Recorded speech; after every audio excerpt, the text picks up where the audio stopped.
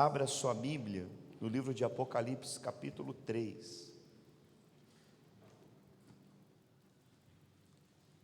Nós estamos estudando, mergulhando nesse livro escatológico chamado Apocalipse, o livro da revelação de Deus.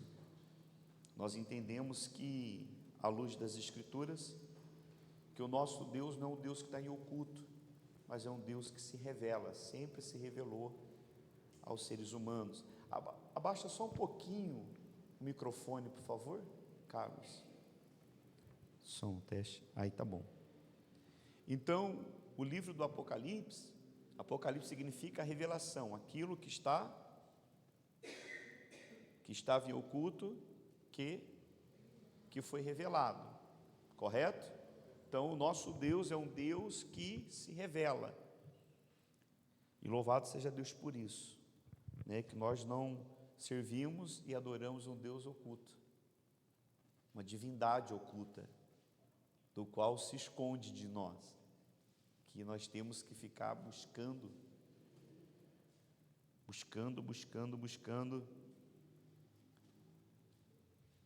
com que Ele se revele a cada um de nós, porque Ele tem prazer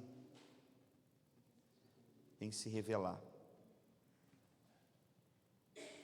Muito bem, o contexto do qual nós estamos estudando, as cartas, as igrejas, do qual o Senhor, então, vendo que a igreja passando então por uma grande perseguição pelo Império Romano, ela está sendo massacrada, muitos estão perdendo as suas vidas, muitos estão desanimados. Então o Senhor vem para se revelar e dizendo que aquele que perseverar até o fim, esse será salvo, que eles não estão sozinhos, que o Senhor está presente em toda e qualquer situação que eles estejam enfrentando, como Ele está presente aqui também nas nossas vidas, nos nossos dias, e estará conosco até a consumação do século. Amém? Ele nunca deixou a igreja dele sozinha, Ele nunca abandonou a sua igreja, porque a igreja é dele, Ele está cuidando da sua igreja. Então nós vamos ler hoje o texto do capítulo 3, a carta à igreja em Laodiceia. Vamos ler dos versos 14 até o 22, depois de ler o texto, mantenha ele aberto, por favor. Ao anjo da igreja em Laodiceia, escreva: estas coisas diz o Amém, a testemunha fiel e verdadeira, o princípio da criação de Deus. Conheço as obras que você realiza, que você não é frio e nem quente. Quem dera fosse frio ou quente. Assim, porque você é morno e não é quente e nem frio, estou a ponto de vomitá-lo da minha boca. Você diz: sou rico, estou bem de vida, preciso de nada, mas você não sabe que é infeliz, sim, miserável, pobre, cego e nu. Versos 18. Aconselho que você compre de mim ouro refinado pelo fogo, para que você seja de fato rico. Compre vestes brancas para se vestir, a fim de que a vergonha de sua nudez não fique evidente, e colírio para ungir os olhos, a fim de que você possa ver. Eu repreendo e disciplino aqueles que amo. Portanto, seja zeloso, arrependa-se. Eis que estou à porta e bato. Se alguém ouvir a minha voz, abrir a porta, entrarei em sua casa e cearei com ele, e ele comigo. Ao vencedor darei direito de sentar-se comigo no meu trono, assim como eu também venci e me assentei com o meu Pai no seu trono. Quem tem ouvidos, ouça o que o Espírito diz às igrejas. Amém? Até que a leitura do texto sagrado, vamos fazer uma breve oração. Curva a sua cabeça, querido Deus e Pai. Sabemos que, ainda que venhamos expor fielmente as Escrituras, Senhor, explicá-la e aplicá-la, Senhor, nada disso adianta, se não houver a ação do Espírito Santo por meio da pregação. Será um culto vazio, apenas conhecimento, não trará transformação e mudança, nem convencimento, meu Pai, de pecado e reconhecimento de falhas. Então, Espírito Santo de Deus, eu peço que o Senhor, nesse exato momento, tome posse desse lugar dos nossos corações, e cada versículo que for exposto, Senhor, que o Senhor venha trabalhar no mais profundo da nossa alma, nos dando uma consciência, falando, que venhamos ter ouvidos para ouvir os teus ensinamentos, a tua palavra. Estamos aqui, meu Senhor, sentados ao redor da tua palavra para ouvir a tua voz. Então fale conosco, em nome de Cristo Jesus que oramos. Amém e graças a Deus. Lembrando que a igreja em Laodiceia, no seu contexto histórico, ela é bem parecida do que aquilo que o Senhor falou aqui para a igreja. Laodiceia era um centro bancário muito rico, e ela era muito famosa pela sua indústria de tecido, pela escola também de medicina que ela tinha ali na sua cidade, que produzia um colírio especial. Então, quando o Senhor falou de vestes, quando o Senhor falou de colírio, quando o Senhor falou de riqueza, ela estava entendendo o que o anjo estava falando com ela. Entretanto, não somente isso, mas também a sua água era trazida de Hierópolis, que era de uma montanha que chegava morna e impura do outro lado da cidade. Essa realidade histórica era a chave para entender as metáforas usadas por Cristo aqui. O reverendo, anotei aqui, o reverendo Hernandes Dias Lopes, ele destaca que essa era a realidade da igreja mais rica materialmente falando. A igreja mais rica materialmente falando das cartas que foram enviadas aqui no livro de Apocalipse, mas a mais pobre espiritualmente, a mais pobre. Olhando aqui para o versículo 14, Cristo se apresenta como o Amém, a testemunha fiel e verdadeira, o princípio da criação de Deus. Ele é a garantia da veracidade divina e o fundamento de toda a criação, quando ele diz ao anjo da igreja em Laodiceia: escreva aí para eles estas coisas. Quem está mandando escrever, quem está falando essas coisas é o Amém, é a testemunha fiel e verdadeira, o princípio da criação de Deus. Deixa a Bíblia aí aberta e vai lá para João, capítulo 1, Evangelho de João, capítulo 1, depois de Lucas. Vocês vão entender, irmãos,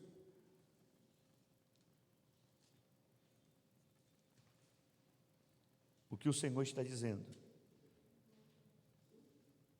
Capítulo 1, versículo 1, a encarnação do Verbo.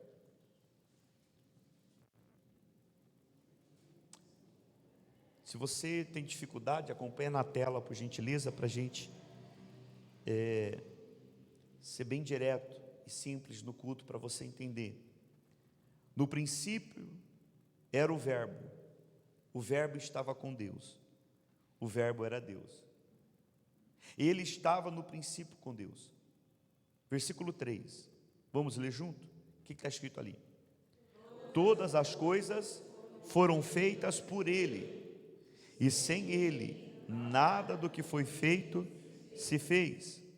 A vida estava nele, e a vida era a luz dos homens. A luz resplandece nas trevas, e as trevas não prevaleceu contra ela. Houve um homem enviado por Deus, o nome dele era João. Ele veio como testemunha, para testificar a respeito da luz, para que todos viessem crer por meio dele. Ele não era a luz, mas veio para dar testemunho da luz, a verdadeira luz, que, vinda ao mundo, ilumina toda a humanidade. O verbo estava no mundo, o mundo foi feito por meio dele, mas o mundo não o conheceu. Veio para o seu, e os seus não aqui está falando a respeito dos judeus. Então compreende que quando o Senhor diz a João na ilha de Pátimo, escreva agora, escreva a Laodiceia, e fala para ela que quem está falando é o Amém, a testemunha fiel e verdadeira, o princípio da criação de Deus. Fala que quem está falando com ela é o Criador, quem a criou, quem a conhece, de dentro, por dentro e por fora, que antes mesmo dela existir, eu já existia. Tudo se iniciou comigo, e tudo vai terminar em mim. Por isso que ele diz também que ele é o alfa e o ômega, o princípio e o fim. Ele é o Amém. Amém? Muito bem. Ele diz assim, conheço. Agora ele mostra aqui, irmãos, que ele sabe da nossa condição espiritual. Ele conhece a sua condição espiritual. Ele conhece a condição espiritual da sua igreja. Só para concluir o versículo 14, para que possamos trazer uma aplicação para a nossa vida, a igreja que relatiza a verdade preciosa do olhar de Cristo, a verdade absoluta, no mundo relativismo, precisamos de Cristo como um padrão seguro para a nossa vida. No versículo 15 e 16, ele diz assim, conheço as obras que você realiza, que você não é frio e nem quente, quem dera fosse frio ou fosse quente. Assim, porque você é morno e não é nem quente e nem frio, estou a ponto de vomitá-lo da onde? De vomitá-lo da minha boca. O Senhor mostra aqui, primeiro, que a igreja havia perdido o fervor espiritual. O fervor espiritual deve estar aceso no coração do homem, ardendo no coração do homem. E quando é que o coração do homem está aceso, o coração do homem, no coração do homem há um fervor espiritual? Quando ele se alimenta da palavra de Deus e anda com Deus, quando ele tem um relacionamento dele profundo com Deus. Olha o que está escrito aí em Lucas, capítulo 24, 32. Abra aí, por favor, a sua Bíblia. Lucas, capítulo 24, versículo 13. Vamos ler o versículo 13. Os discípulos no caminho de Emaús. Naquele mesmo dia, 2 dos discípulos estavam indo para uma aldeia chamada Emaús, que ficava uns 10 quilômetros de Jerusalém. E iam conversando a respeito de tudo o que tinha acontecido. Enquanto conversavam e discutiam, o próprio Jesus se aproximou e ia com eles. Porém, os olhos deles estavam como que impedidos de o reconhecer. Então, Jesus perguntou a eles: o que é que vocês estão discutindo pelo caminho? O que é que vocês estão discutindo pelo caminho? E eles pararam entristecidos. Um, porém, chamado Cleopas, respondeu: será que você é o único que esteve em Jerusalém e não sabe o que aconteceu lá nesses últimos dias? Ele lhes perguntou: do que se trata? Eles explicaram aquilo que aconteceu com Jesus, o Nazareno, que era profeta, poderoso em obras e palavras diante de quem? E de todo o povo, como os principais sacerdotes e as nossas autoridades o entregaram a ser condenado à morte e o crucificaram. Nós esperávamos que fosse ele que havia de redimir Israel. Mas, depois de tudo isso, já estamos no terceiro dia desde que essas coisas aconteceram. É verdade também que algumas mulheres do nosso grupo nos surpreenderam, indo de madrugada ao túmulo e não achando o corpo de Jesus, voltaram dizendo que tinham tido uma visão de anjos, os quais afirmaram que ele vive. De fato, alguns dos nossos foram ao túmulo e verificaram a exatidão do que as mulheres disseram, mas não o viram. Então ele lhe disse: como vocês são insensatos e demoram para crer em tudo que os profetas disseram. Não é verdade que o Cristo tinha de sofrer e entrar na sua glória? E começando por Moisés e por todos os profetas, explicou-lhes o que constava a respeito dele em todas as Escrituras. Quando se aproximaram da aldeia para onde iam, ele fez menção de passar adiante, mas eles o convenceram a ficar, dizendo: fique conosco, porque é tarde e o dia está chegando ao fim. E entrou para ficar com eles. E aconteceu que, quando estavam à mesa, o que aconteceu? Ele pegou o pão e o abençoou, depois partiu o pão e deu a eles. Versículo 31. Então os olhos deles se abriram e eles reconheceram quem? Mas ele desapareceu da presença deles. E disseram um ao outro, grifa isso aí, o que eles disseram? Não é verdade que o coração nos ardia onde?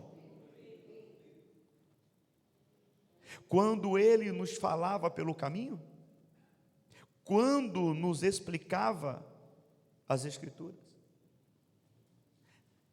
E disseram um ao outro: não é verdade que o coração nos ardia onde? No peito. Quando você ouve a palavra de Deus, quando você ouve sobre o Evangelho, quando você está sentado aí nessa cadeira ouvindo a exposição das Escrituras, como é que anda teu peito? Arde? Será que você tem olhos e ouvidos espirituais, entendendo que o Senhor está conduzindo a igreja, e todas as vezes que você vem ao culto, não é o pastor que está falando, mas ele está sendo um instrumento para levar a voz de Deus, a palavra de Deus ao seu coração, e quando você ouve, o seu coração arde? Será que você tem estreitado o seu relacionamento com o Senhor ao ponto do seu coração arder em ouvir a santa voz dele?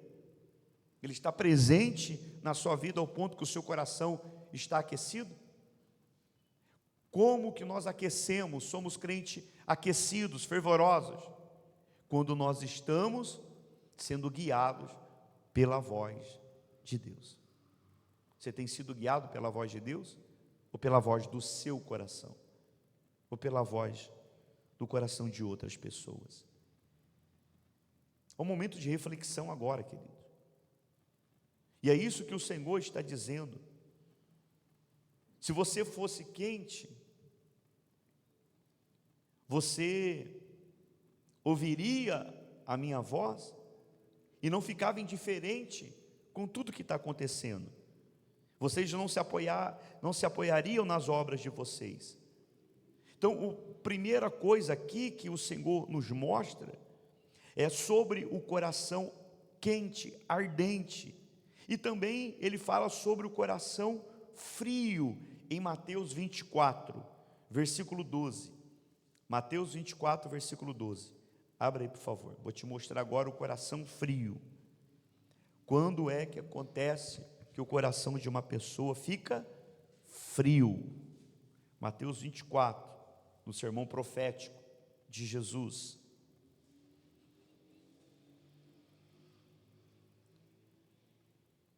Versículo 10. Nesse tempo, muitos hão de se escandalizar, trair e odiar uns aos outros. Muitos falsos profetas se levantarão e enganarão a muitos. Lê comigo o versículo 12. E, por se multiplicar a maldade, o amor se esfriará de quase todo. Coração frio, por se multiplicar a iniquidade. Quando a pessoa ela entrega ao pecado, entregue aos desejos do seu coração, seu coração começa a ser um coração frio. Quantas pessoas estão frias diante do Senhor? E ele mostra também o coração morno no versículo 16. Assim, porque você é morno, não é quente nem frio, estou a ponto do quê? De vomitá-lo da onde? Da minha boca. Aqui ele está falando sobre o juízo dele, que no dia do juízo final, ele vai vomitar os mornos. Quem são os mornos? Aqueles que são indiferentes.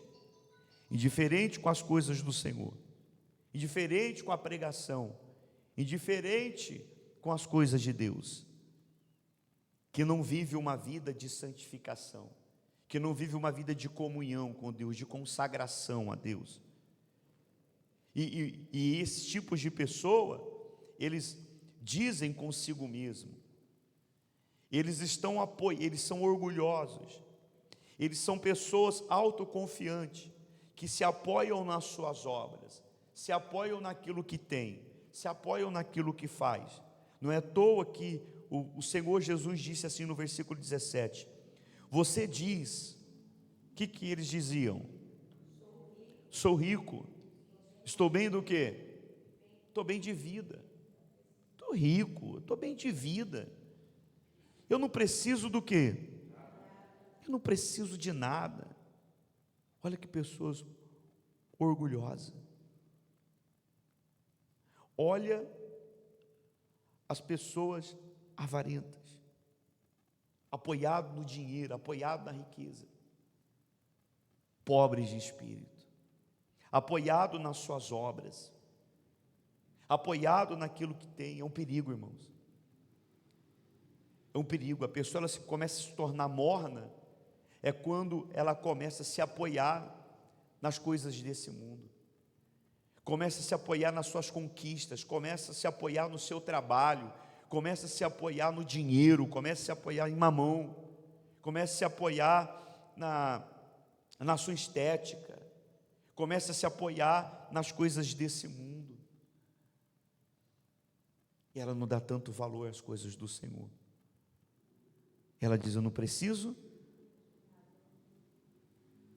Quando der eu vou, quando der eu faço, quando der eu oro, quando der eu vou fazer o meu jejum, quando der eu vou falar de Jesus para alguém, quando der, se sobrar um tempo, eu faço isso.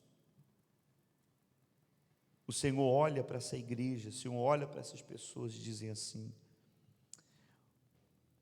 você não sabe,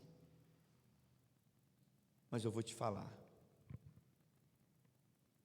você é infeliz, porque o dinheiro não traz felicidade, a verdadeira felicidade para ninguém. Você é infeliz. Sim, você é miserável, você é pobre, você está cego espiritualmente. A pessoa, quando ela está morna e cega espiritualmente, você pode falar com ele, você pode falar com ela, não tem efeito nenhum. Efeito nenhum. Porque é orgulhoso, porque é orgulhosa. Ouve, fala e não dá ouvido. Mas o Senhor aqui, Ele é tão misericordioso. O Senhor aqui, antes de trazer juízo, Ele disse assim: estou a ponto de vomitá-lo, ou seja, no dia do juízo eu vou vomitar, se não se arrepender. Que Ele diz assim, no versículo 18, olha como que Ele age. Ele não age com juízo agora, Ele age com amor, Ele age com misericórdia, Ele age como um pai, dizendo para a igreja, versículo 18, o que Ele disse? O que Ele está dando? O que Ele está dando aqui para a igreja? O que Ele está falando comigo e com você? O que Ele está falando com nós? Ele está nos dando o quê?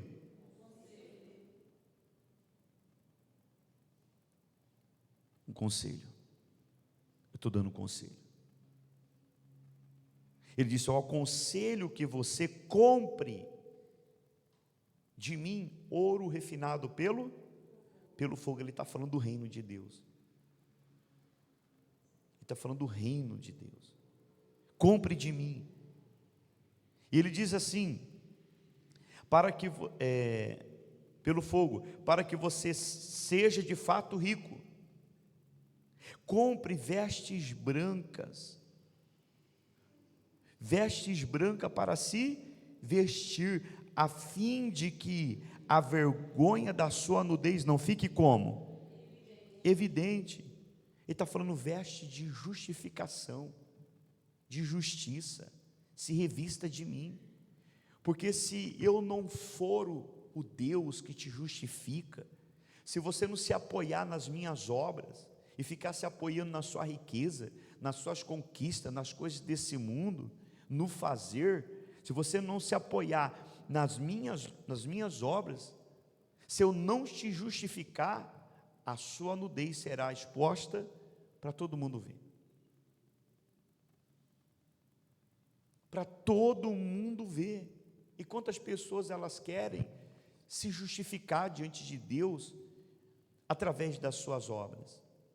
Porque eu não sou tão má assim, eu também faço coisas boas, eu também ajudo, eu também faço isso, eu também faço aquilo. Só que a pessoa, ela não nasceu de novo, ela está escondida, ele está escondido atrás das suas obras, no fazer. E nós sempre temos orientado, irmãos, a nossa comunidade, a nossa igreja: não se apoie no fazer, não se apoie em ministério, não vista uma falsa roupa de justificação própria, nem de batismo nas águas. Nós precisamos, as pessoas precisam nascer de novo, de fato e de verdade, se revestir da justiça de Cristo, da justiça de Deus, porque é só por meio dela que nós seremos salvos. E quando nós estamos revestidos da justiça de Cristo, nós estamos em comunhão com Ele, nós estamos vivendo em santidade, em santificação. Nós não nos apoiamos naquilo que nós fazemos, mas sim naquilo que Cristo faz e tem feito por meio da santificação em nossas vidas. Ele diz assim: e colírio para ungir os olhos, a fim que você possa ver. Ele está falando: compre de mim para que você receba a graça do discernimento, que você tenha olhos espirituais espirituais, para perceber que sem mim nada podeis fazer. Ele diz ali no versículo 19: eu repreendo e disciplino o quanto amo. Por isso que ele disse, aconselho. Por isso que ele dá conselho. Ele repreende dando conselho. Eu repreendo e disciplino aquele que amo. Portanto, seja zeloso, ou seja, muda de comportamento, muda de vida, muda de pensamento, muda de postura, muda, para de agir como você estava agindo, indiferente com as coisas de Deus, com a repreensão do Senhor. Seja zeloso e arrependa-se. Arrependa-se. Ele diz no versículo 20: eis que estou à porta e bato. O que você entende com isso? Quero fazer você pensar um pouco.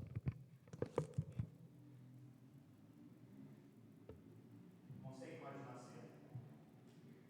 Jesus está dizendo: eis, eu estou na porta batendo.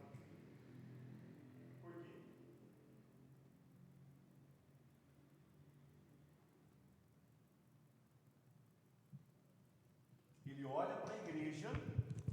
Ele olha para a igreja, e diz assim: eis que estou à porta e bato. O que você está entendendo? Por que ele está batendo na porta?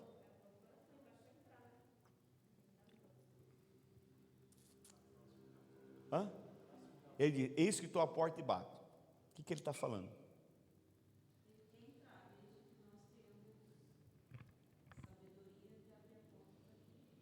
José.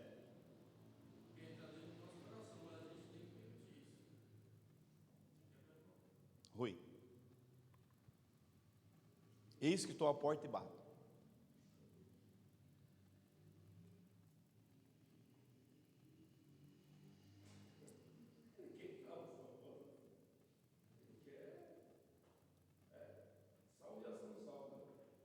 Se abrir, eis que estou à porta e bato. Se alguém ouvir a minha voz e abrir a porta, ele fala: eu entrarei e cearei com ele. Isaías.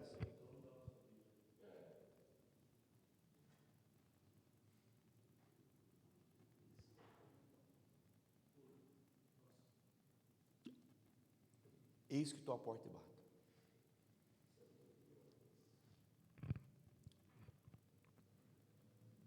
Dona Meire. O quê? Ele está falando com uma igreja dizendo assim: eis que estou na porta e estou batendo. Por favor. Ele está falando com o ímpio não, ele está falando com a igreja. Alertando. Nem. Dona Ângela.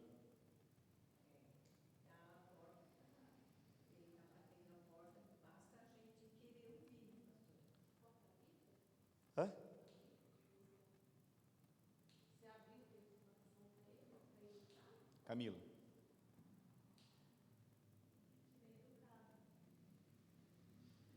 A igreja tinha colocado ele para o lado de fora.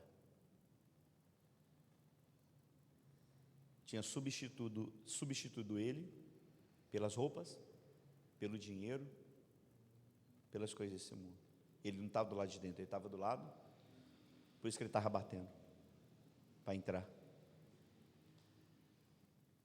Ela achava que ele estava dentro, mas ele estava para o lado de fora.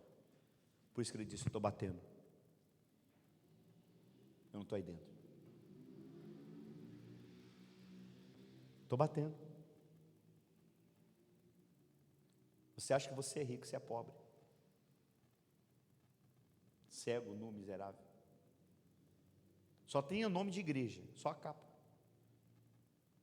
mas eu estou batendo, igreja, eu quero entrar.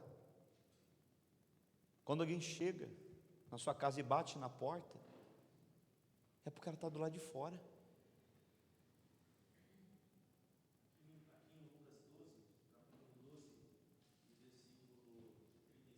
Ah. Estejam preparados com o cingido e as lamparinas acesas. Façam como os homens que esperam pelo seu Senhor ao voltar ele das festas de casamento, para que logo abram a porta. Está dizendo que façam igual antigamente os servos esperavam das festas de casamento o seu Senhor chegar a tempo, fica na porta em prontidão quando o Senhor entrar. Então as lamparinas têm que estar acesas todo momento, santificação. A qualquer momento o Senhor pode vir e você abrir a porta e ele está dentro.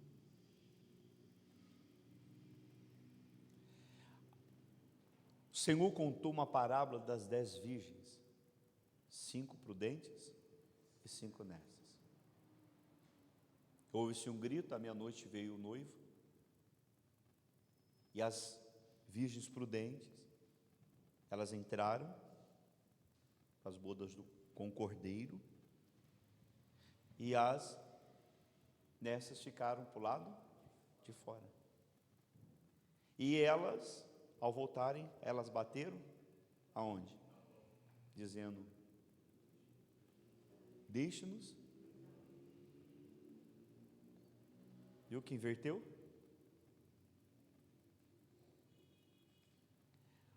Hoje, na vida de muitas pessoas, ele está batendo na porta para entrar.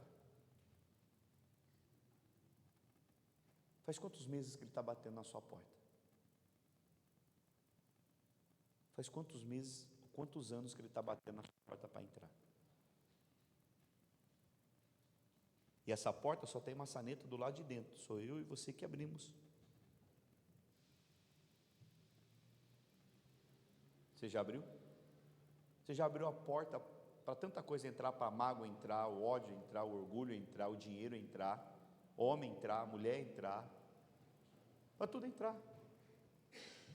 menos para Cristo.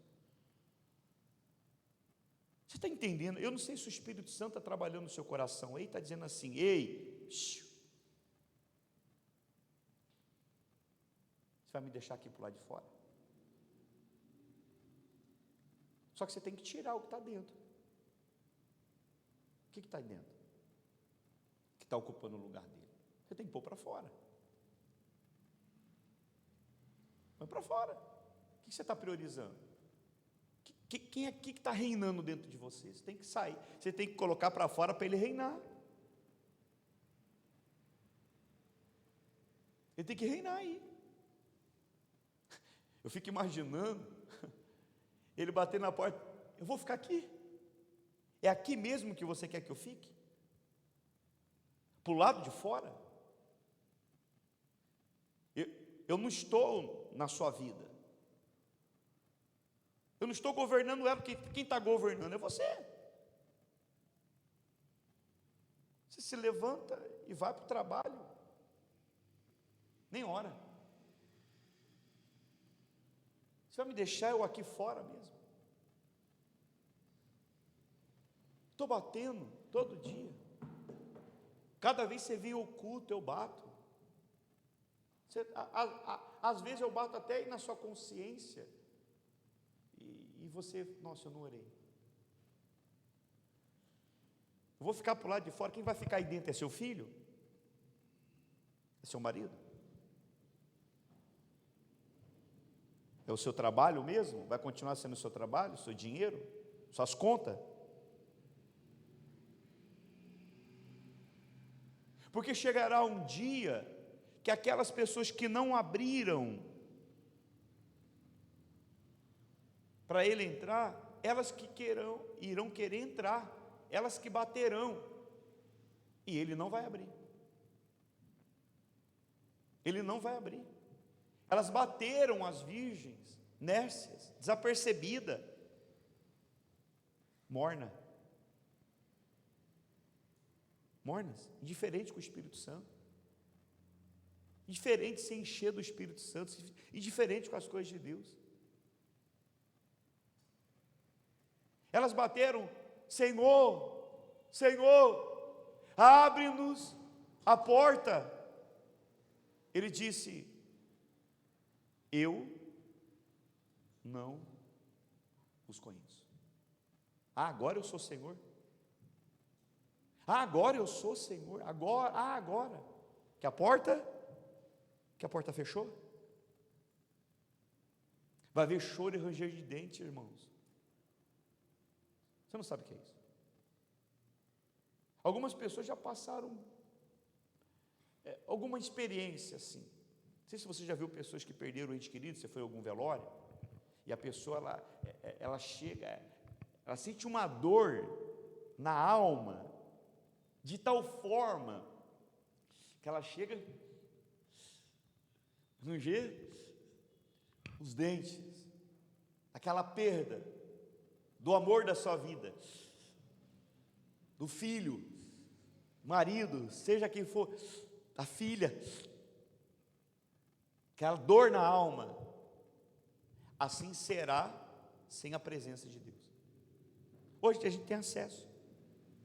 Imagina a gente gemer para querer a presença, de estar com Ele, viver eternamente com Ele. Estou na porta e bato.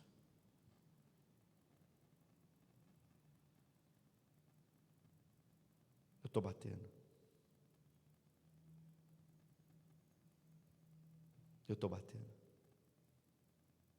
Ele disse: se abrir a porta, eu entrarei em sua casa, cearei com ele comigo. Sabe o que é isso? Cearei com ele. A gente só senta à mesa para cear, para comer com quem a gente tem em ti.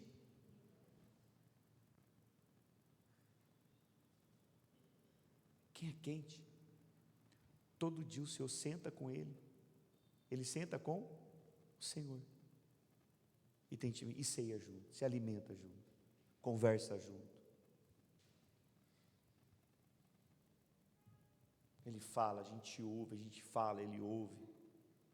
Um relacionamento maravilhoso e profundo.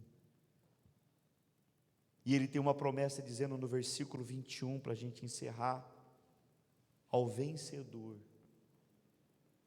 Aqui ele está falando de vencer o quê? De vencer o que ele está falando aqui? Qual era o problema dessa igreja?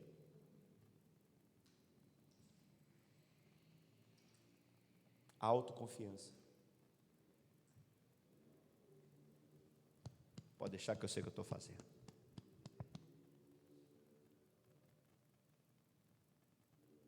Se auto-justificando. O orgulho. Olha aqui, como que Deus não está com a gente? A gente é rico, a gente tem roupa da melhor. Não é assim que o falso ensino, e as pessoas que estão no falso ensino se apoiam? Deus está com você por quê? Porque você tem um tênis novo, porque você tem um relógio de marca, porque você tem uma casa, você tem um carro, porque você conquistou isso, você conquistou aquilo. Mas Jesus está do lado de fora,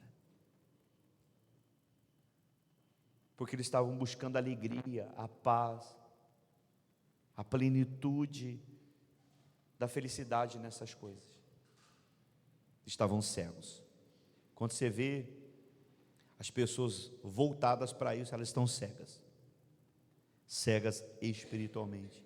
Então ele disse: ao vencedor darei o direito de sentar-se comigo no meu trono, assim como eu venci e sentei no trono com o meu Pai, no seu trono. Quem tem ouvido, ouça o que o Espírito diz às igrejas. Trono aqui, irmãos, é símbolo de conquista e autoridade. É só um símbolo de conquista e autoridade. Quem vencer vai estar no céu com Cristo Jesus. Isso é maravilhoso. Isso não tem dinheiro no mundo que pague. Não é à toa que Satanás disse lá no livro de Jó. Abra aí, por favor.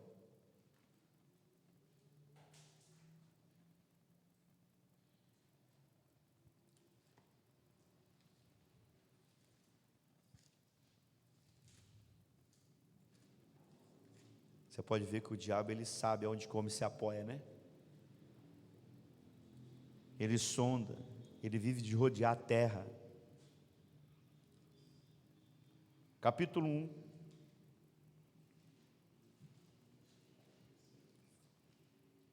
Versículo 6: Num dia que os filhos de Deus vieram apresentar-se diante do Senhor, veio também Satanás entre eles.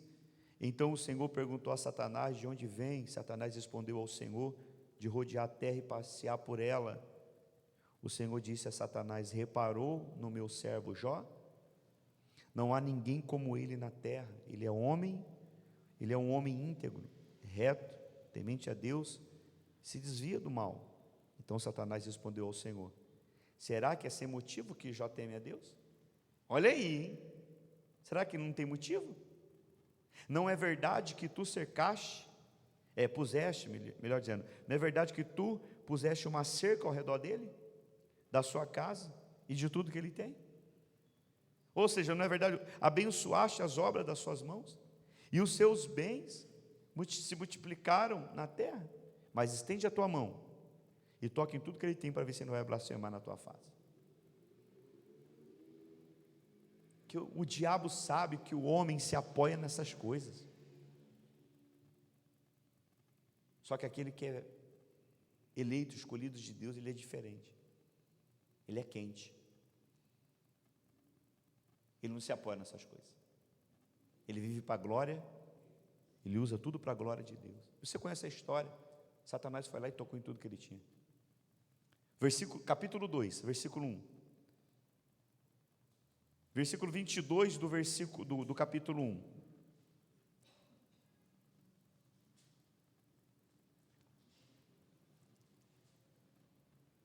Aliás, vamos ler o 21. E disse: no saí do ventre da minha mãe, e não voltarei. O Senhor o deu, o Senhor tomou. Bendito seja o nome do Senhor. Em tudo isso Jó não pecou, e nem atribuiu a Deus falta alguma. Capítulo 2. Num dia em que os filhos de Deus, parece um déjà vu, né? Veio se apresentar diante do Senhor, veio também Satanás. Versículo 2: então o Senhor perguntou a Satanás: de onde vem? Satanás respondeu: de rodear a terra, passear por ela. Então o Senhor disse: você reparou, meu servo Jó? Não há ninguém como ele. Ele é um homem íntegro, reto, temente a Deus, se desvia do mal. Ele ainda conserva a sua integridade, embora você me incitasse contra ele para destruir o seu motivo. Então Satanás respondeu. É isso aqui que eu queria ler para você, grifa isso. O que Satanás disse? Então, versículo 4, o que está escrito aí? Vamos ler junto. Então Satanás respondeu ao Senhor. O que ele disse? Pele por pele. Um homem é capaz de dar tudo o que tem pela sua vida. Olhe para mim. Vai chegar um dia que o homem vai querer dar tudo o que tem pela sua salvação, para entrar, e vai ficar por lá de fora da porta. Tem um detalhe na parábola das 10 virgens, que isso me chama muita atenção, e eu carrego isso comigo no meu ministério, que quando as nécias, o noivo chegou, elas correram para as prudentes e disseram assim: dai-me do vosso azeite, dai-me do teu azeite. Qual foi a resposta delas? O que ela disse? Primeiro ela disse: eu não vou dar, senão vai faltar para a gente, não é isso? Aí, o que ela disse depois? Vai e compra aos que estão vendendo. O que tem de gente vendendo no Espírito Santo, negociando o Espírito Santo, fazendo campanha para receber o Espírito Santo. Vai lá comprar dos que vendem. Vai lá. Não se compra. É graça. Irmãos, quantas pessoas que estão no leito de dor, elas querem vender tudo que tem para ter a saúde de volta, porque acabou com a sua saúde por causa do dinheiro. por causa da riqueza. Quantas pessoas quer dar tudo que tem para ter o marido de volta, para ter a esposa de volta, porque trabalhou, a esposa arrumou outro e foi embora. O marido arrumou outro e foi embora. Os filhos, tudo por causa da grana, tudo por causa do dinheiro, tudo por causa de conquista dessas vidas. Que o Senhor tenha misericórdia de nós, que Ele nos conceda o seu colírio nessa noite, para abrir os nossos olhos, que Ele seja o Senhor que esteja não do lado de fora, mas para o lado de dentro do nosso coração, que todos os dias nós sejamos uma igreja, uma comunidade, que venhamos sentar à mesa com o Senhor, e ceiar com Ele, todos os dias através das Escrituras, o nosso momento de devocional, nosso momento de comunhão com Deus. Irmãos, é só você, isso é algo particular, que você precisa, que eu preciso, que nós precisamos desenvolver com Deus, que é esse momento de comunhão que ninguém pode fazer por você. A sua porta é você que abre, a minha eu já abri. Então faça isso o mais rápido possível, e que o Senhor derrame graça na nossa vida. Curva a sua cabeça.